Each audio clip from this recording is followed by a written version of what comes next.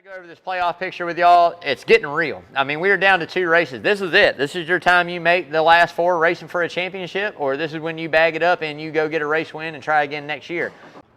What's going on, y'all? I'm Brandon Atlanta Man Bang, coming to you live right here at Coach's Corner, the center of the universe, Thunderbolt, Georgia. Another episode of Rubbin' and Grubbin'. Rubbin' is racing, grubbin' is tasting. Hope everybody's having a good Wednesday night. Got a lot to go over after a pretty exciting race there at Homestead. We're getting down to the nitty-gritty, getting ready to crown a champion here in a couple weeks. We're going to be touching bases on all kinds of NASCAR news. Before we do that, before we even get into the word of the day, I got some more important things I want to say. I got to give it hell. As we all know as Bulldog fans, it's Florida Hate Week, y'all. All right, it's Florida Hate Week. So to hell with them Gators.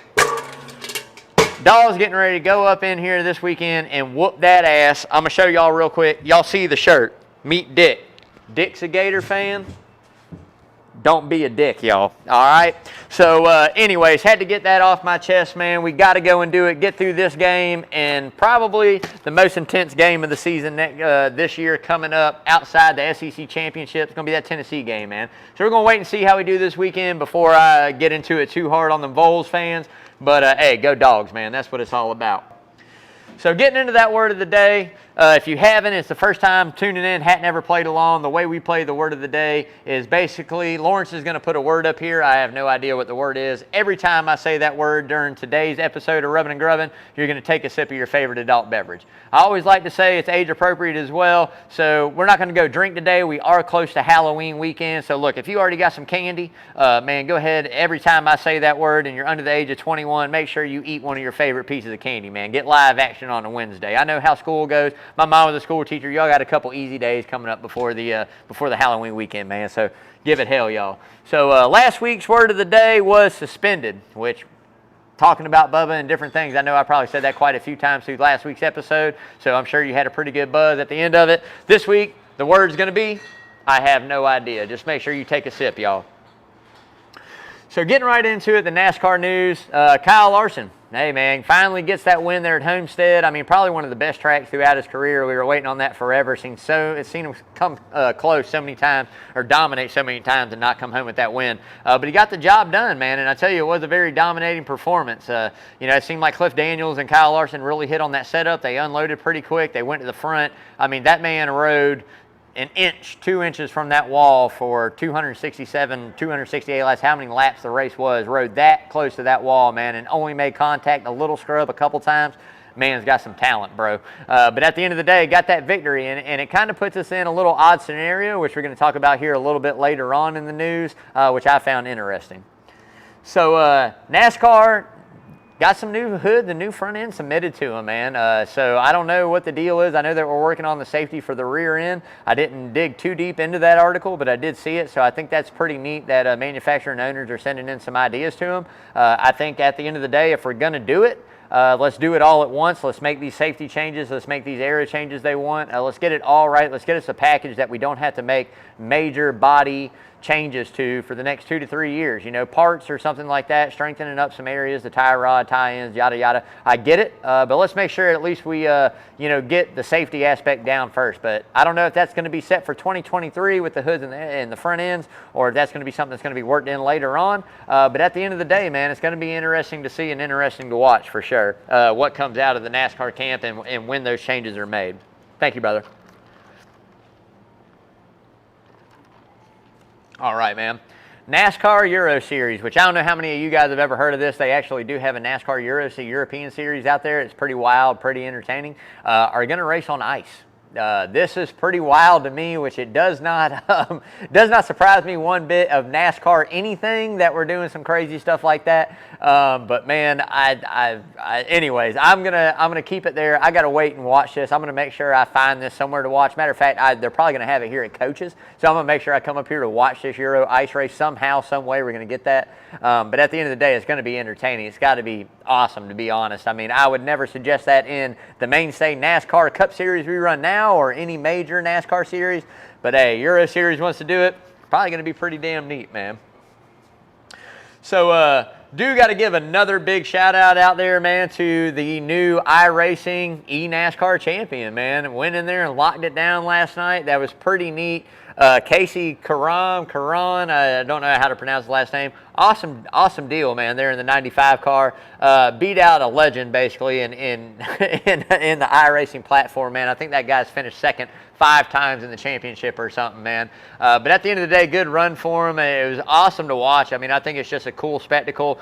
Dale Jr. is really into it. He, was the Grand Marshal, announced the start, gave the commands, and also helped design the trophy. So I don't know if anybody saw the trophy, but definitely make sure you go out online, check that out. That trophy is not one of a kind. It's pretty badass, though. It brings me back to my heydays of NASCAR. It resembles the old Winston Cup trophy, which I think is awesome. I think that's just an awesome thing to do. I think that's a badass trophy, if you want my honest opinion. It's legendary. But what a cool deal, man. 100,000 richer and bragging rights to go, hey, man, I'm the best in the world at NASCAR iRacing, man. I like it.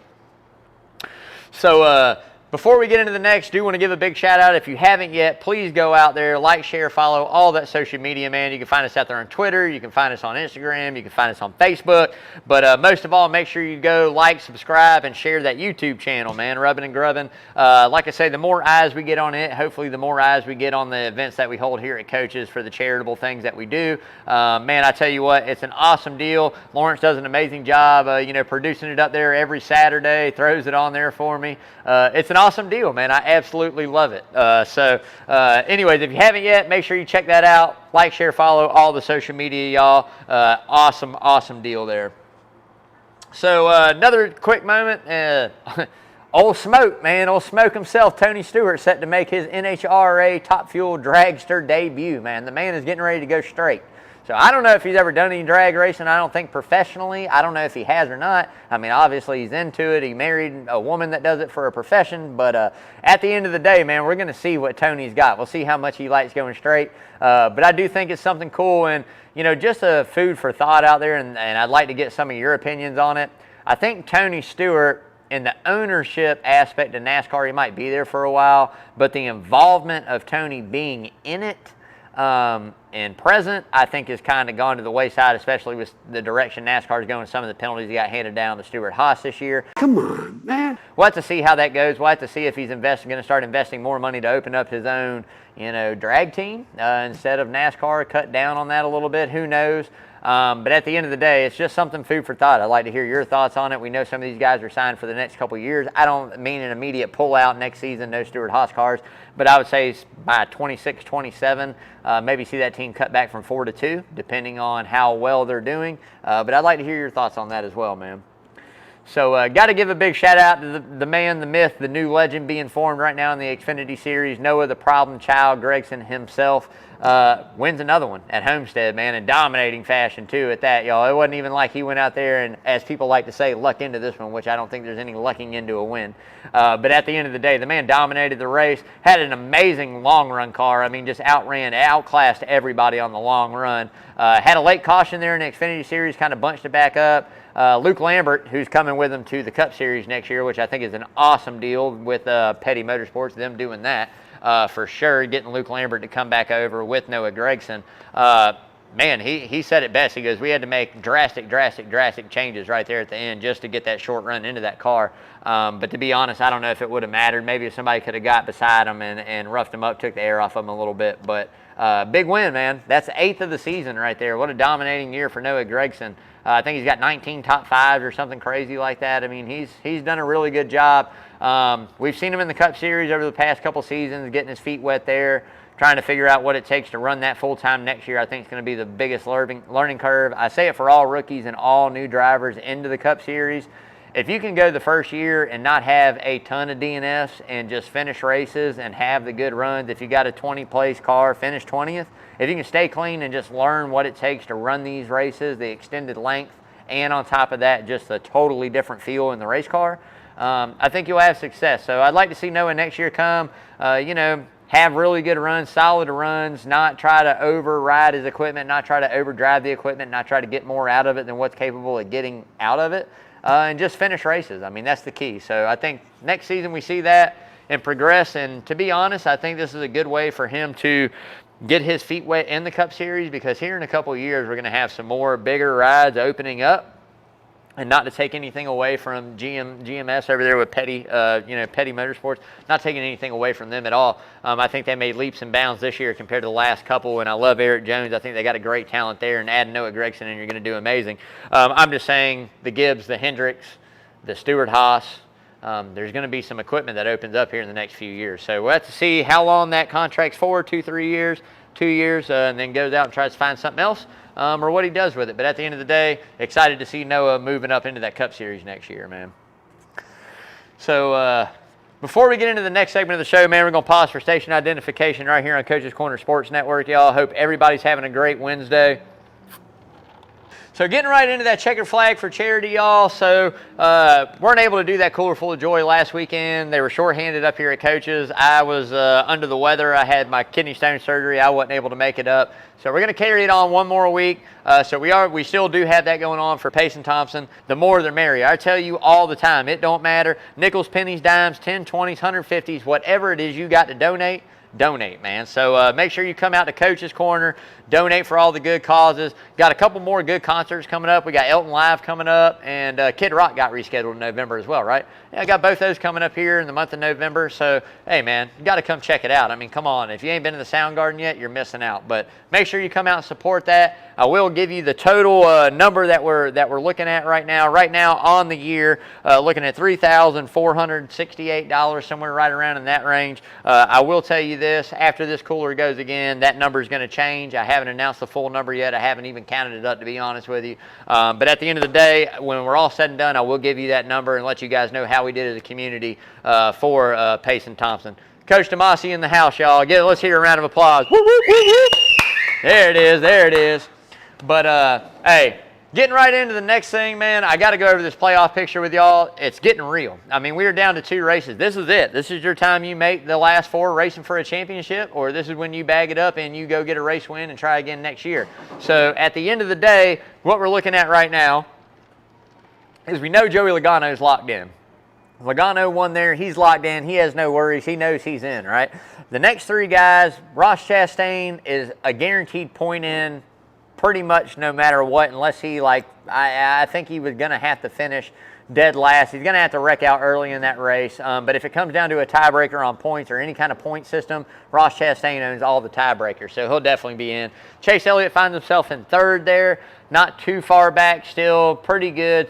Pretty safe, but not safe. And William Byron rounds out those 4 guys in. Now, Denny Hamlin's 5 points out right now, headed into Martinsville, which I know historically we go, that's, hometown track, a Virginia native there in Richmond. Come on.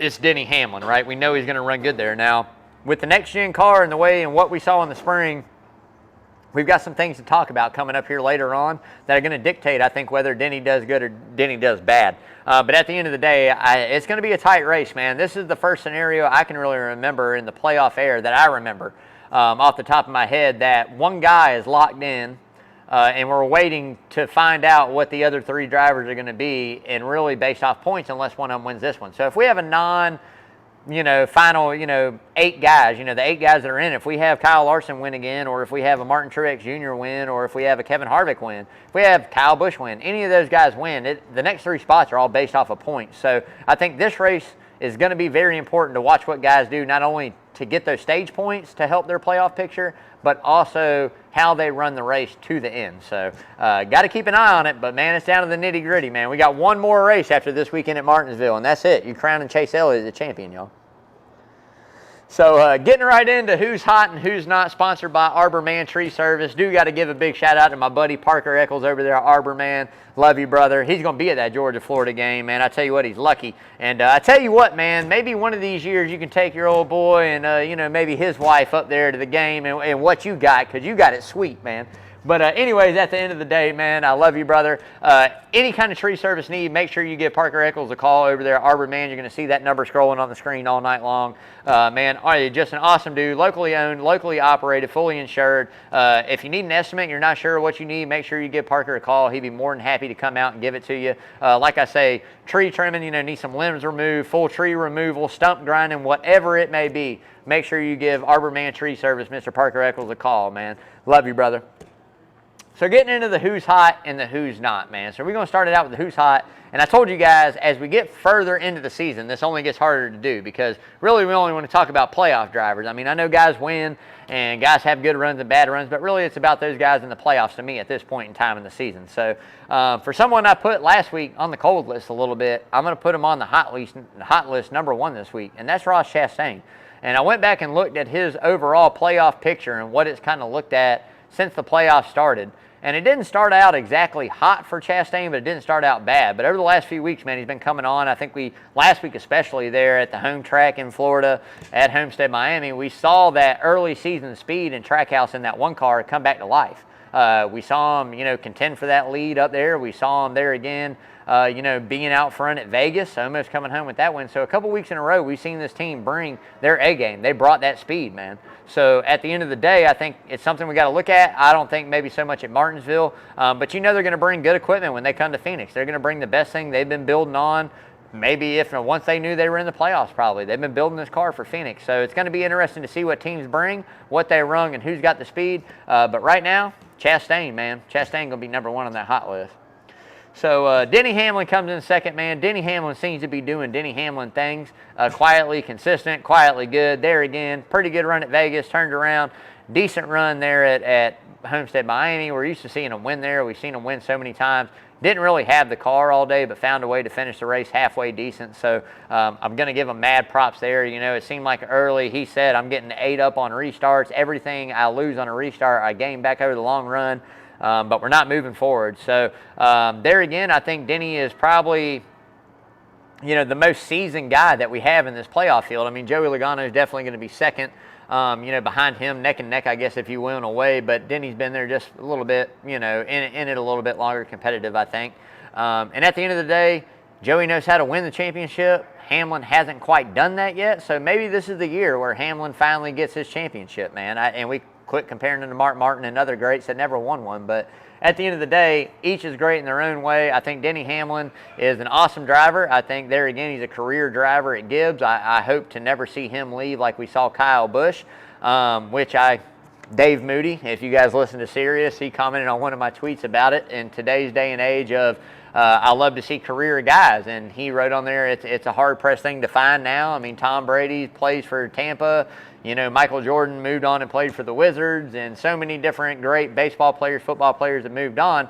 And there's still a lot of greats out there that were career players, that did play in one place their whole career and retire from there. So I think it's still possible. But at the end of the day, I hope Denny Hamlin sticks it out at least until he feels like he's going to retire and open that seat up and go drive 2311, because I still think he's going to do that at some point in time. He will drive a 2311 car. Maybe it's starting that third car the first year. I give it 2 more years. That contract's up. This time at Gibbs, I think he's gone. I think he opens up the third car at 2311. He hops behind the wheel for a season, maybe 2, and then that's it. But we'll see what he does. So Kyle Larson makes 3 on that hot list. Look, man, I mean, he won the race at Miami. And this is, we're going to get into talking about it a little bit. We could possibly have a point driver championship and a different owner championship this year, which is something that doesn't happen very often in the sport of NASCAR. So we're going to talk about that in just a bit. But Kyle Larson, man, doing Kyle Larson stuff. I mean, still hot. Cliff Daniels, I feel like they finally had the good communication there to where they ran a complete race, being really fast, not wrecking a good race car, not Kyle Larson making a mistake. And we heard him say it all season. He's made more mistakes this season than he's ever made in his career, which it happens, right? So, I mean, he's human. Yeah, he is human, y'all. I don't know if you guys know this. But at the end of the day, he's an awesome race car driver. I think they're finally hitting their stride, coming right back in. And I think that in their camp, there's nothing more for them to go out and just dominate the next 2 races and get those wins. They don't care about the championship. They're out, right? I think that's a big deal. So we'll see how hard he runs and what they bring, but going to be an awesome deal if we see a different champion and a different ownership champion. It's kind of wild. So getting right into the who's not, and I know y'all, it's my boy, and I know I wear his gear all the time. I had the shirt on, but I changed it. Georgia Florida week. I had to wear my Florida Hate shirt because it is Florida Hate week. Man, at the end of the day, Chase Elliott is number 1 on the not list right now. And it's not anything to do with him not driving good. It's not anything to do with him making mistakes and the team making it on pit road or him making driver errors and tearing up good equipment or any of that. If you go back and look at Vegas, we unloaded. qualified 20th, finished 21st or 20th. We go to Miami. It was a jump forward. I give him that. It was a good step in the right direction. We had speed. We ran top 5, top 8 there for most of the day, top 10. Got caught up there with the pit strategy there. Ryan Blaney spun it down the access road. Caution comes out, yada, yada. Restarts 14th. Had to take the wave around. Restarts 14th, 13th, 12th. Finished 14th, whatever it may be. He's just not doing it right now. Now, the one thing I am going to say is positive, because I'm never going down the Bulldog himself, Chase Elliott, Little Bill. Oh, and by the way, happy birthday to my Uncle King out there. I meant to start the show out with that as well. My Uncle King had a birthday today. So what a better way than when Georgia goes out and whoops Florida's ass, Chase Elliott goes out and wins Martinsville, y'all. You heard it here first, and it's my uncle's birthday. So love you, Uncle King. But no, at the end of the day, for real, this reminds me of a 2020 scenario where Chase Elliott had to win to get in. Now, he's not in that must-win. Not as of yet. Now, we might get into this race, and it might become a must-win. Who knows? But at the end of the day, what we're doing right now, it reminds me of 2020. And I said it at the beginning of the season, and I'm going to stand behind what I say. Chase Elliott is going to be your 2022 NASCAR champion. I'm telling you that right now. Come on, man. It's been too consistent, too good. If he gets into Martinsville and goes out here, and he's gunning for the win this weekend, he gets that win, I'm going to tell you right now, when we get to Phoenix, you better be ready for that 9 car to get another win. Reminds me of 2020, y'all. So at the end of the day, with that being said, I'm telling you, it's going to be an awesome, awesome deal. I really hope he gets in. I hate to put him on the not list, but I had to.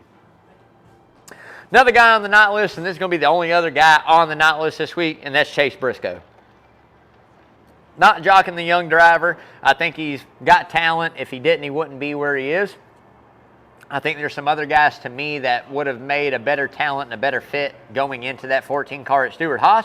Just my personal opinion. But at the end of the day, they chose who they chose. Now, Chase Briscoe, we know he got his first win of career earlier in the year. Kudos to him for that. But we've also seen him make a lot of rookie-like mistakes. You know, to me, one that speaks volumes is what happened with Tyler Reddick at the dirt race. There again, I don't think that's something. It's not a dirt race. It's Cup Series, man. You dive bomb it in there. You go for the win. You take a guy out that had that win. Come on, man. That's some BS, bro. That's hurtful, man. So with that being said, this past weekend at Miami, had some troubles, got on the wall, basically got himself into a must-win. He's got to go into Martinsville. He's got to win the race. Now, not jockeying and not saying that he can't, but this is the guy that we're not used to seeing run in the top 5 every single week, week in and week out, top 10 every single week, week in and week out. So with that being said, the hill's tall. He's got a long way to climb it up. Can it be done? Yes. Has it been done before? Yes. But they better bring the A game, man. But for right now, year overall for me, Chase Briscoe, got to put him on the not list, man. So before we get into this Homestead recap, we are going to pause for station identification one more time here on Coach's Corner Sports Network, y'all. Hope everybody's having a blast this Wednesday. I know I am. I'm glad. I'm feeling good. Thank God for the first day in like 3 days. I'm not dying. But at the end of the day, man, I hope everybody has a great Wednesday. Cheers, y'all. All right. Before we get into this Homestead recap as well, just to let you guys know, we are going to have a little special episode the week after the finale. I'm going to go through the season. We're going to grade every driver's season that ran this year. We're going to give the high notes of the season. We're going to give the low notes, and we're going to give an overall grade of where I think they graded out on the year, and maybe what they can up or down next year. Right? So we're going to say this team was a C. Maybe next year it can be a B+, or it's going to drop down to a D. We're just going to go over every team like that. It's going to be awesome after we recap that championship race. Going to be a good deal, man. So getting into the Homestead recap, like I said, Kyle Young Money Larson comes in, as y'all know, dominated that race, led a lot of those laps, man. It was kind of heartbreaking in a way, to be honest, because I like Kyle Larson. Don't get me wrong, I'm a Hendrick man. But I was really pulling for Martin Truex Jr. there to get that win. I mean, I think the guy deserved to win. And man, did he have a good car. But just wasn't quite good enough. You know, they battled it out up front. Him, Chastain, Allmendinger. I mean, there's some guys I'm going to go over. But good run. You know, Kyle Larson brought it home. Didn't come without its drama. Like I said, late race caution. You got Larson coming in behind Truex. You know, we had another restart where Larson restarted, I think, 4th or 5th, and couldn't quite make his way back up there. Got to 2nd. Caution comes out. Going down pit road, it was a 50-50 deal. Now, obviously, we all know drivers set a speed on their tactometer, right? Not a speed, an RPM. They're going to set an RPM. That's the RPM that they're going to carry all the way down pit lane. Doesn't matter if they're touching bumpers with a guy in front of them or not. I'm not lifting off of it, man. 9 out of 10 guys ain't lifting off of it. So Martin Truex Jr., if you go back and look, was a little bit farther out to the right. Larson was in the third. Obviously, Truex had to pit before Larson. His pit stall came up before. He kind of cut across the nose, spun him out, and he spun perfect into it. They still were able to perform the pit stop, cost him some track position. I came back and he finished 6th, I think, right? Sixth place for Truex or something. So at the end of the day, I mean, it was heartbreaking. I've never been a Martin Truex fan, but I've never disliked him. I think the guy's a really good talent, and I love the way he got into the sport as well. And just the dude he is. I respect him for the human being he is. He's an awesome dude. So wanted to see him at least get that one win, but hey, Kyle Larson does it, y'all. So had some non-playoff drivers have really good runs. And a matter of fact, we had 8 out of the top 10 were not playoff contenders, which is insane to me. If you go back and look at it, I don't think that's ever happened before. I think this was the first. I think you had like playoff. I mean like 8, right? So Ross Chastain and Denny Hamlin maybe were the only 2 that finished inside the top 10. I'm pretty sure. Everybody else was outside that top 10, man. You had A.J. Allmendinger, hell of a run for the 16 colleague team. I mean, that's awesome. Can't wait to see what the Dinger does full-time in the Cup Series next year in that 16. I definitely think they're going to make a leap forward. It's going to be pretty legit. So, yeah, definitely good run. Got to give a shout-out to A.J. out there. You're also looking at the 3 Austin Dillon, always giving us a big shout-out out there on the Rubbin' and Grubbin'. Rubbin' is racing and grubbin' is tasting. Man, I love it. Hopefully we get him to do that here again next year. That would be awesome. Still got a painting I had to get to the shop. I'm going to mail that in the off season. Mailing it to you. I hope it gets to you, brother. Let's see. We had the 6 of Brad Keselowski. I mean, how can we not even talk about that? What a run for RFK, the 6 car. We've seen Chris Buescher have good runs. We've seen Bad Brad have a couple good runs as well. But to see him on a 1.5 mile show some speed up there running, come on, man. That was awesome, man. So just a great deal there. But like I said, 8 out of the top 10 this past week at Miami were non-playoff drivers. I think that's an awesome stat. I think that just shows you how much our sport's grown from last year to this year and how equal these cars are. There again, it's year 1. I say this all the time. Within 2 years, we're probably going to see a little bit more consistency come through. But hey, if you're looking to get in, now's the time. Equal playing field. Might cost you a little more, but it's an equal playing field, man. So getting right into that Martinsville preview, y'all. This is an awesome race, usually. We're not going to talk too much about it. The paperclip, man, a 1/2 mile, short track. These guys go get after it there. A lot of bumper usage, usually a lot of passing now. What I said in the spring, we didn't see a lot of that with the next-gen car. We saw a lot of guys just riding single file and not being able to pass at all. So I really hope that the testing they did there a few months back or a month back or whenever that was really helped NASCAR kind of get an idea of what they're going to do. And I really hope they figure it out and it's more competitive this second go around, because if not, it has ruined Martinsville. I was really down with Kyle Busch's idea. Yeah, go figure. Kyle Busch's idea I was down with. To take that diffuser off the underbody, the aero diffuser, man. I mean, we're at Martinsville, man. We're on a short track. You're going like, there's no aero there really like that, man. I mean, see what it does without it. See what that car runs like with it, without it. I mean, just different things. Try different things. They didn't. So we're going to see what happens. But at the end of the day, it's going to be exciting. We know 1 guy locked in Joey Logano. We got 3 other guys that are, in above that cut line. And we got, 3 other guys below that cut line that are ready to make it happen, man. They're going to go out and give it their all. So I think that you're going to see a lot of drama. I think that we still got some guys that are owed some payback from earlier in the season. I think that we got some, younger guys that really don't care how many feathers they ruffle. They'll do what they got to do to go out there and make that championship. And I think you got some old school cats that are going to lay back and let the mayhem happen and be there at the end to put themselves in the position. So hopefully the passing's better. Hopefully the racing's better. And if not, NASCAR's got to go back to the drawing board in the short track package for this next gen car. But right now, we're going to see who has it and who doesn't, man. Tune in Sunday. Make sure you check that Martinsville race out, y'all. Getting right into that top 5. I mean, he didn't have a good finish there in the spring. I know he finished outside the top 20, 28, 25, something like that. I got to take Denny Hamlin, number 1. I'm just letting you guys know I think Denny Hamlin finds a way, him and Chris Gabehart figure out a way to go in and get this done, man. These guys are good at what they do. They're seasoned in it. They've been in this situation numerous times. We're going into one of Denny's best racetrack career-wise. Maybe not so much in the spring, but overall we'll take that one as a fluke, and we're going to say he's going to run a lot better. Now with that being said, some things I wanted to touch base on earlier about this Martinsville race is if we do run into what we ran into in the spring, qualifying is going to mean everything. Track position is going to be everything. So if you don't qualify well and you're not able to pass and you qualify 20th and able to get up to 15th and not make any more headway, you're going to have to take 2 tires and hold them off. You're going to have to do something different to get track position, because if you don't qualify good and we see what we saw in the spring, you're not going to do it by racing your way up there. It just didn't happen. So there again, unless things change, qualifying's everything. 2 for me. Come on, y'all. You know I got to take Chase the Bulldog Elliott. You know I'm not messing around. Martinsville is an awesome place for him, man. He's won there a couple times, always has good runs. Last time he was in a situation, I feel like similar to now, he's not in a must-win, doesn't have to go in and win it. But, hey, he wants to go in and win it. It's Martinsville, man. The man can go and get it done. Him and Alan Gustafson is awesome. Gustafson worked with some of the best ever to do it at Martinsville. Jeff Gordon, I mean, let's just put that name out there. Worked with him for years. Come on, man. I mean, I think they're going to come with, there again, top-notch equipment. They're going to be strong. They're going to run good. Watch out for that 9 car. 3 for me is going to be the 20 of Christopher Bell. I know a lot of folks are going, 20 of Christopher Bell? What world? New Hampshire, man. Guy had a really fast race car. Martinsville totally different than New Hampshire. I know that, but I think the 20 team has showed strength. I think they've been the most consistent Toyota team over the last few months. We're finally seeing Denny Hamlin get some consistency back in him. Truex is waking up a little bit with some speed, but that 20 team's coming, man. They're good. They know that they're pretty much kind of almost in a must-win in a way.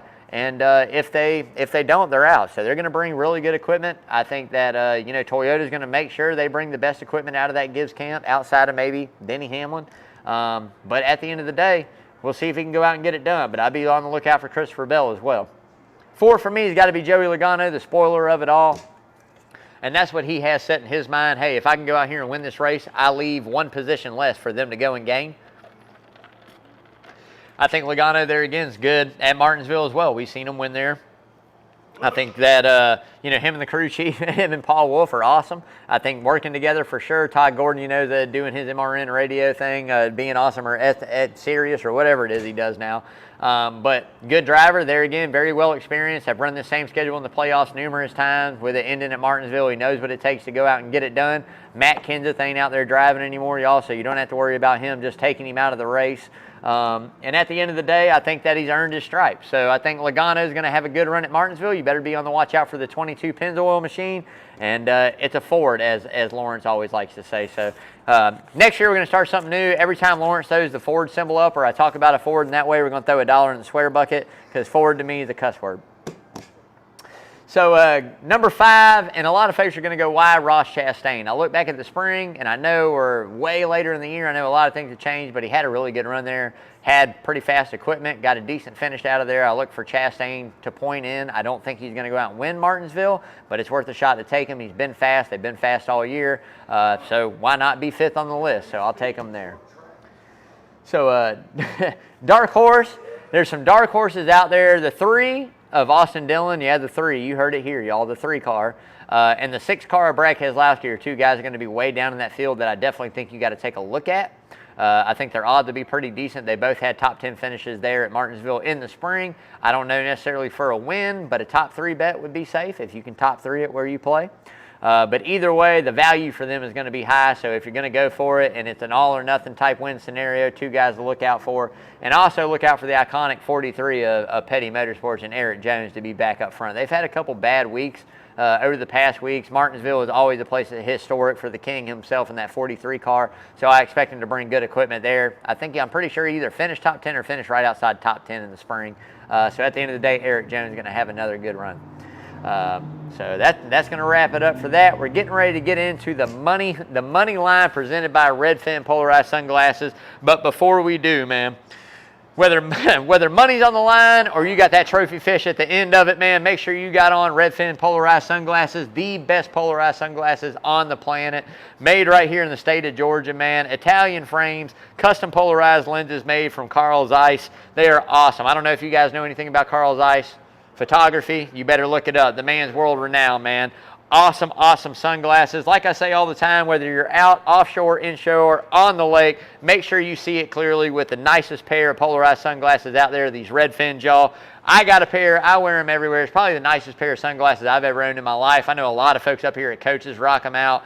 They're awesome. If you go on there, go on that website at checkout, check it out. Go on there and use Rubbin' and Grubbin'. You get 15% off at checkout, which I think is awesome, man. So there again, make sure you go out, check out the Redfin Polarized website. Make sure you use Rubbin' and Grubbin' to save 15% at checkout. And hey, man, as I always say with Redfin, live life fins up, baby.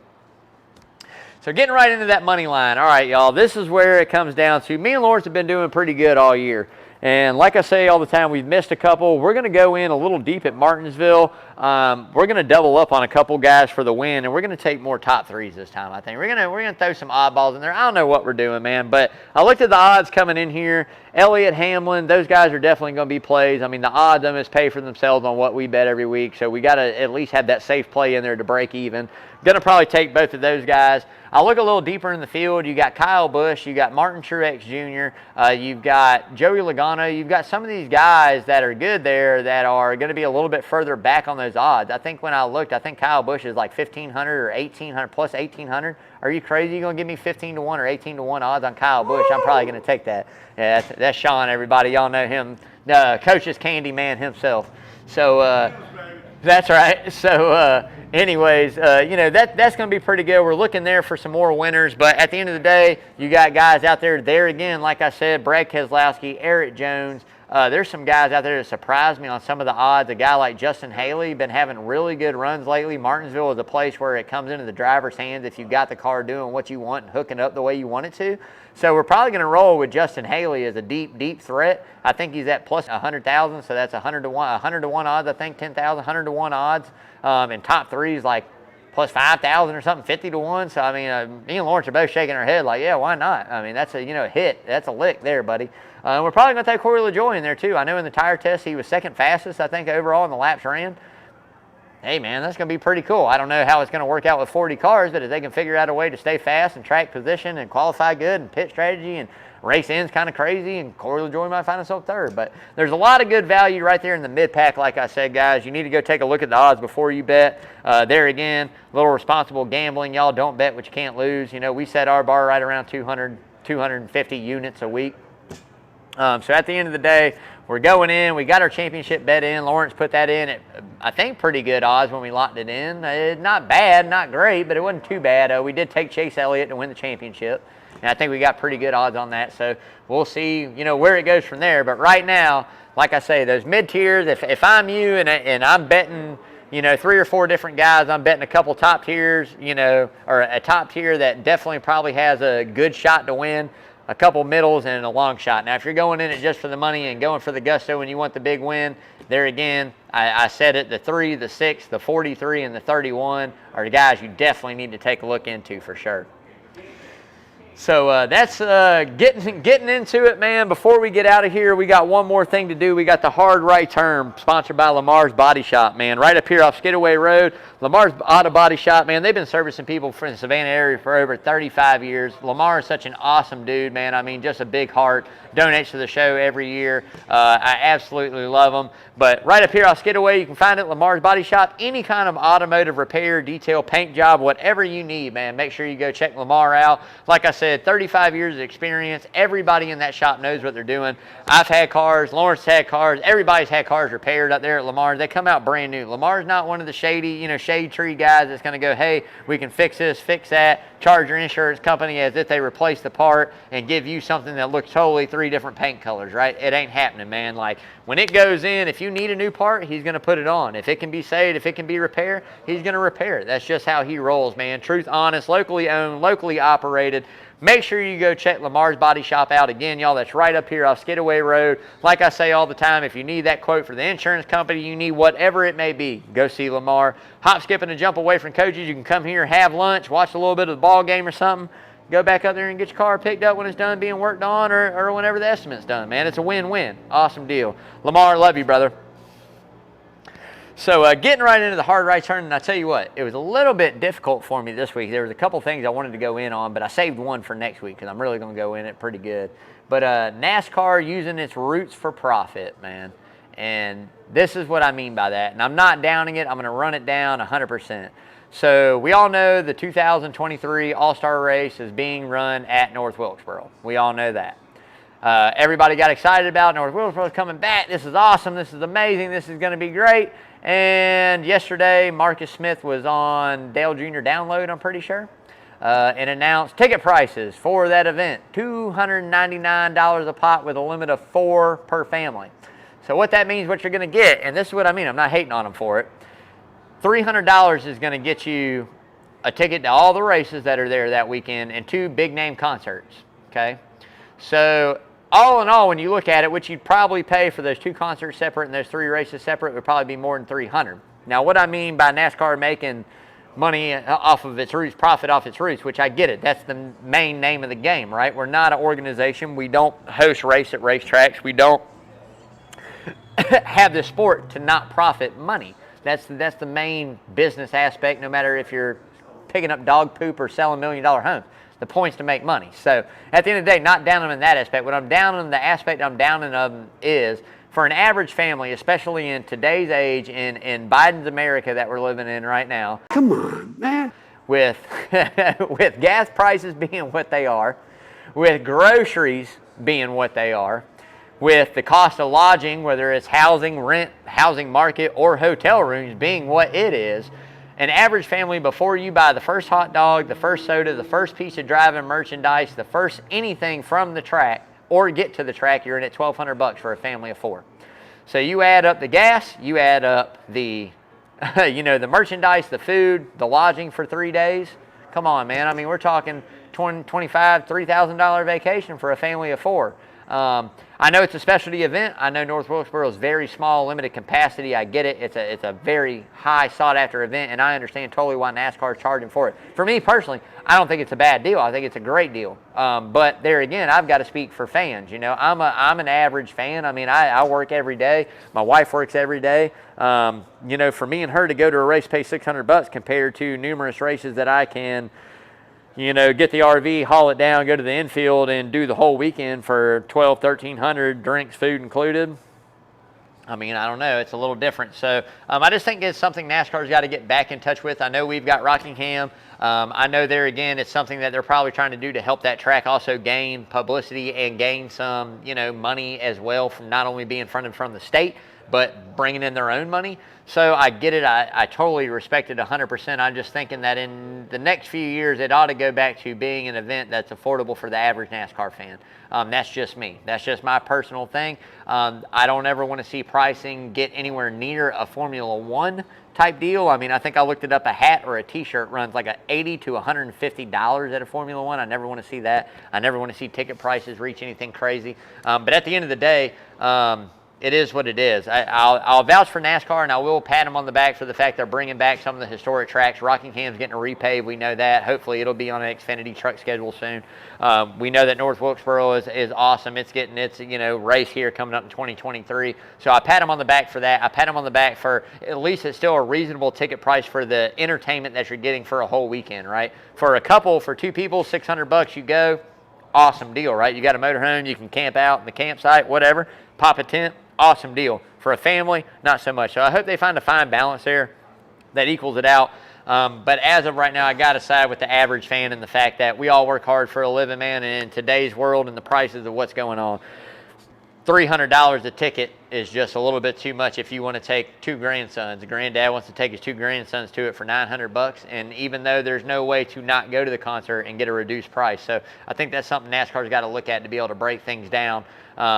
Especially after the first couple of years. So we'll see what they do. We'll see where they go with it. I'd love to hear y'all opinion, comment on it. Definitely y'all. But that's going to do it for the rubbing. We're on to the grubbing. And what else better to grub on than Coach's Corner version of the Martinsville dog, man. I mean, we're going to eat dogs when we go to Martinsville. I had them in the spring. I've waited all these months to have them again. Dude, these things are awesome. Not quite the true, authentic Martinsville dog, but we got 2 chili dog cheese, onions. I got a little jalapenos on the side. A little coleslaw we know goes on those, y'all. I'll put some on mine. I don't think Lindsay will put that on hers. Got those big steak cut fries. I'm going to have one real quick. I'm hungry. If you haven't yet, like I always say, man, make sure you come up here to Coach's Corner. Nothing bad on that menu. I've had everything numerous times. I've had it cooked a million different ways. Everything is absolutely amazing. So make sure you come out to Coach's. Check that out. As I like to say all the time, man, got to give a big shout out to John and Adele Henderson, man. My heart and prayers go out to him again, y'all. Heartbreaking. But look, they do a lot of good things for this community. They help us out. They help numerous shows out. They give us a place to be. And this is a sense of family up here, man. So at the end of the day, if you're looking for somewhere to come spend your money that's locally owned, locally operated, that has great food, great service, family friendly, does things like the TP, the doghouse, gives back to the community we live in, got to come right here to Coach's Corner, man. That's what it's all about. So got to give a big shout out to to the shows here at Coach's Corner on the Coach's Corner Sports Network. Coach Carl DeMasi and that Prep Sports Report every Saturday, man. That is an awesome show. Coach keeps you up to date on everything. Volleyball, basketball, baseball, football, swimming, field hockey, lacrosse, rugby, swimming, golf. I don't know what all else they doing nowadays in high school prep sports, but whatever it is, DeMasi got you covered, man. And also that baseball show, man, drops every Tuesday, right, Lawrence? Every Tuesday? Every single Tuesday, you can catch that. Yeah, it's going to be live tonight. Oh, man, they're coming up live tonight. Special edition tonight, baby. But you can stream that anywhere you stream your podcast, man. Who's on First Base with Coach and Kyle Lawson. It's just an awesome show, man. There again, they know their baseball stuff. I got to talk to Coach here a little bit later on in the offseason and see what his feelings are, if Aaron Judge is going to get bought out by the Dodgers like everybody else has, or if the Yankees are going to pay big money and keep him there. But at the end of the day, something's going to happen. But all that baseball news right there, DeMasi got you covered. Kyle Lawson as well, y'all. Got to give a big shout out to Travis Judon over there with Hot Grits. But man, the myth, the legend himself, always putting it down like a shitty baby. He knows what I mean when I say that. At the end of the day, I love you, brother. I'm telling you, I got to give him a little bit of hell, though. Me and Sean were talking earlier about this, man. It's Florida-Georgia week, man, and I know you got to be a Dogs fan.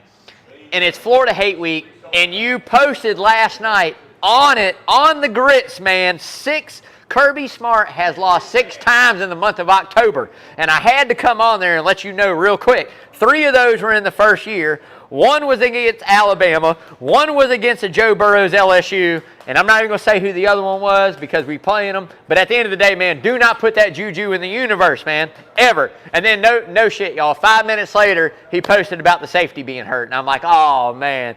Travis, I love you, brother. Hey, Hot Grit, stream that podcast every single Tuesday. New episode drops. Stream it anywhere you stream your podcast, man. Travis does a great job covering all touch bases in all kinds of sports, man. Love you, brother. Do got to give a big shout out to the 19th hole as well, y'all. Really, we don't have that long before the Masters come back around. That's right, the Herb brothers doing their thing, baby. Don't have long, man. We're coming right around. We only got a few more months before we're up to their crazy antics for 4 or 5 days or a week or whatever the hell they decide to do. I don't know what they're doing, man. And you'll have that Henderson cabin right here live again on the stage. It's probably going to be bigger than it was last year, better than it was the year before. It's just how they roll it. I'm going to watch a little more golf this year so I can make a little bit more educated guess than what I did last year. I was 1 major late. My guys did pretty good in the next major. Yeah, my picks were good. They just didn't show up solid. 2 majors later, the next major, they played pretty good golf. Neither one of them win, but they played pretty good. But I'm gonna do a little more. I'm gonna do a little more golf watching this year in my off time, y'all. And I'm coming with an educated pick this year for sure. But just want to give a big shout out to everybody watching tonight. Hope everybody's having a great Wednesday. Hope everybody's enjoying their time. Halloween's coming up, man. Kids are gonna have fun. Make sure you check that candy. Game ain't changed since the 80s, 70s, y'all. Instead of razor blades, they dropping fentanyl now. So make sure you check your kids' candy for real, for real. And at the end of the day, make sure you hug on your loved ones, give them a big hug and kiss, tell them you love them. Tomorrow's not given. I'm out of here. I'm going home to my loved one, give her a hug and kiss. Hey, happy birthday, Uncle King again. Love you, man. Drink cold one for me. Till next week, as always, wash your hands, y'all. All right. Yeah. Yeah.